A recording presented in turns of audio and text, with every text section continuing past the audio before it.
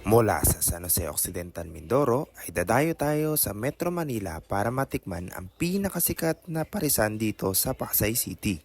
At ito ang Diwata Pares Overload. Sa labas pa nga lamang nito ay makikita mo na ang napakaraming tao na gustong ma-experience ang mga blockbuster na parisan ni Diwata. At saktong pagdating nga namin ay nadyempohan namin ang maraming taong nagpapapicture at nagpapa-shoutout kay Diwata. Karamihan nga dito ay katulad din namin na nanggaling pa sa malayong probinsya. Sinuwerte nga kami sa pagpunta dito dahil kahit araw ng Sabado ay makikita nyo naman na hindi ganun karami ang tao. May dalawang magkahiwalay na pila nga pala dito para sa Chicken at Pares Overload. Ang Pares Overload ay 100 pesos at ang Chicken naman ay 120 pesos.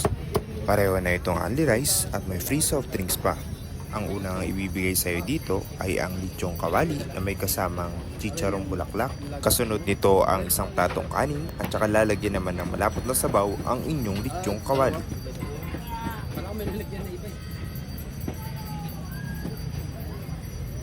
At ang panghuling ibibigay ay itong free soft drinks. Bilangin mo lang ha.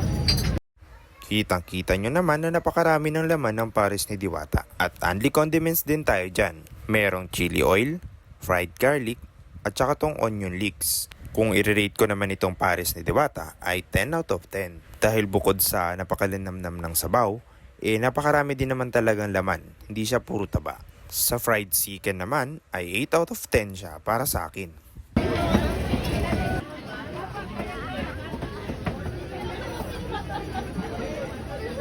Mula dito sa parisan ni Diwata ay matatanaw naman natin sa kabilang banda ang Encanto Pares Overload na talagang pinipilahan na din.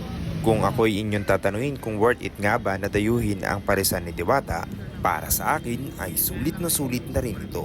Dahil bukod sa mura na ay nalasahan pa natin ang pinakasikat na parisan dito sa Metro Manila. Tunay ngang si Diwata ay isang ehemplo sa mga katulad nating gustong maging successful sa mga negosyo. At hanggang dito na nga lang ating video. Maraming salamat sa iyong panonood.